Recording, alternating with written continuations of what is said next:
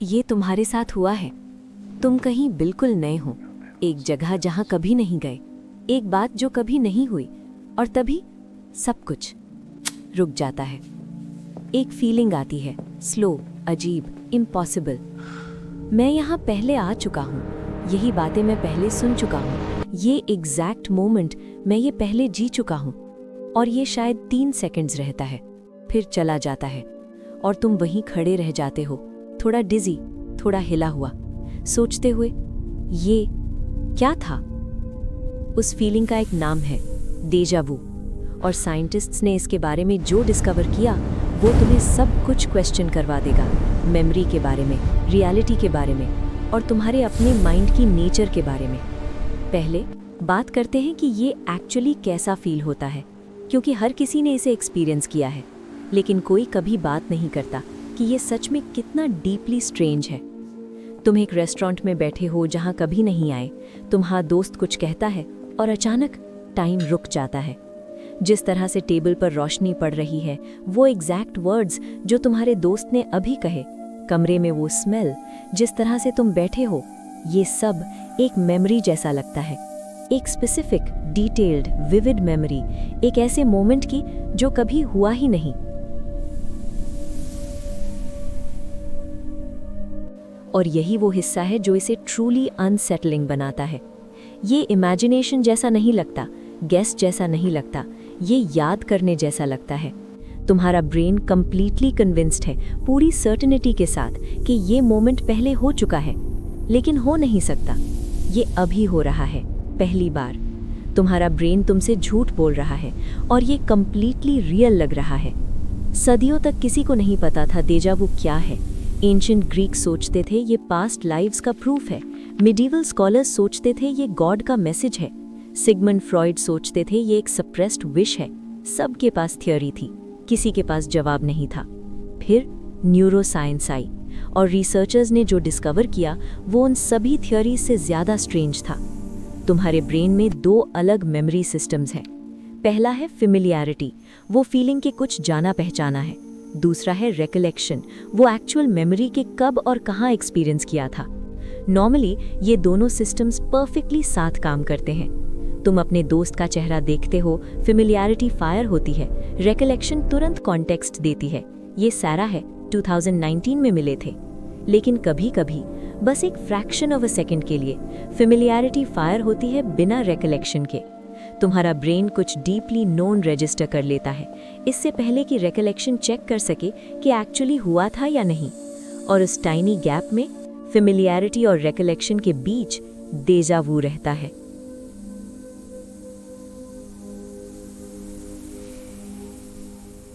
तुम्हारे ब्रेन ने सिग्नल भेज दिया, मेमोरी वेरीफाई करने से पहले, जैसे एक टेक्स्ट मैसेज डिलीवर हो गया लिखे जाने से पहले। लेकिन यहाँ ये ट्रूली एक्स्ट्रा ऑर्डिनरी हो जाता है, क्योंकि कुछ साइंटिस्ट्स उस एक्सप्लेनेशन से सैटिस्फाइड नहीं हैं। कुछ साइंटिस्ट्स मानते हैं कि डेजा वू कुछ बहुत ज़्यादा प्रोफाउंड है। Theory 1, the parallel processing glitch.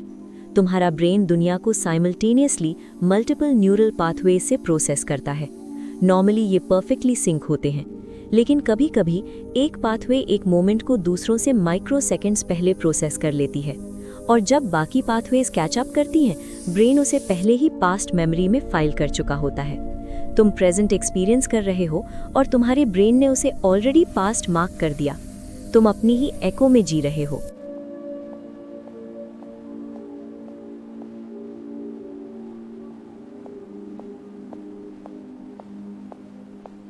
Theory 2, the dream connection. कुछ न्यूरोसाइंटिस्ट्स मानते हैं कि डेजा वो मोमेंट्स उन ड्रीम से कनेक्टेड हैं जो तुम पहले देख चुके हो, वो ड्रीम्स जो तुम्हें याद नहीं, जो तुम्हारे ब्रेन ने फिर भी स्टोर किए। और जब एक वेकिंग मोमेंट उस भूले हुए ड्रीम के इमोशनल टेक्सचर से मैच करता है, तुम्हारा ब्रेन लाइट अप करता है। मैं ये जानता हूँ, रियलिटी में हुआ था इसलिए नहीं, इसलिए कि ये सोते वक्त हुआ था। तुम्हारे ड्रीम्स तुम्हारी जागती जिंदगी पर फिंगरप्रिंट्स छोड़ रहे हैं। थियरी 3, सबसे अनसेटलिंग वाली।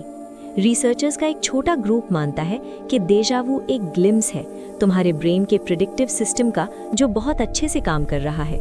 तुम्हारा ब्रेन कॉन्स्टेंटली अगले मोमेंट को प्रिडिक्ट कर रहा है, होने से पहले। यूजुअली ये प्रिडिक्शंस इनविजिबल होती हैं, लेकिन कभी-कभी ये प्रिडिक्शन इतनी एक्यूरेट होती है, इतनी प्रिसाइसली करेक्ट कि जब वो मोमेंट एक्चुअली आता है, तुम्हारा ब्रेन उसे ऑलरेडी एक्सपीरियंस कर चुका होता है।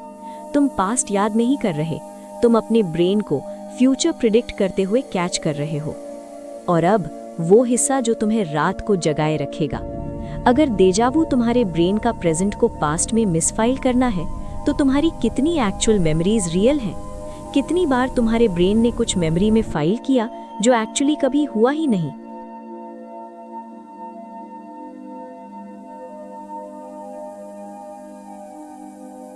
साइंटिस्ट्स ने प्रूव किया है लेबोरेटरी कंडीशंस में कि ह्यूमन मेमोरी एक रिकॉर्डिंग नहीं है, ये एक रिकंस्ट्रक्शन है। हर बार जब तुम कुछ याद करते हो, तुम्हारा ब्रेन उसे स्क्रैच से बिल्ड करता है, और हर बार जब वो रीबिल्ड करता है, वो थोड़ा बदल जाता है। तुम्हारी सबसे प्रेशियस मेमोरीज, तुम्हारी सबसे सर्टेन मेमोरीज, ये रिकॉर्डिंग्स नहीं है कि क्या हुआ था। ये वो स्टोरीज हैं जो तुम्हारा ब्रेन खुद को सुनाता है, हर बार एक्सेस होने पर रीराइट होती हैं। Deep pause. डेजावू सिर्फ एक ग्लिच नहीं है, ये एक विंडो है। उस वॉल में एक टाइनी क्रैक जो तुम्हारे ब्रेन ने बनाई है, रियल और उसके बीच जो वो सिर्फ रियल मानता है, और 3 सेकंड्स के लिए तुम उसमें से देख पाते हो। अगली बार जब ये हो, और ये होगा, इसे झटको मत, डिसमिस मत करो, एक एक्स्ट्रा सेकंड उसमें रहो, क्योंकि उस मोमेंट में तुम्हारे ब्रेन ने एक्सीडेंटली तुम्हें कुछ ऐसा दिखाया जो वो नॉर्मली छुपाता है। रियलिटी के पीछे की मशीनरी, एक्सपीरियंस और मेमोरी के बीच का गैप, वो जगह जहां टाइम कंफ्यूज हो जाता है और पास्ट और प्रेजेंट एक साथ एग्जिस्ट करते हैं। तुम यहाँ पहले नहीं आए थे, लेकिन तुम्हारे ब्रेन को इतना यकीन था कि आए थे। और शायद यही सबसे ह्यूमन बात है।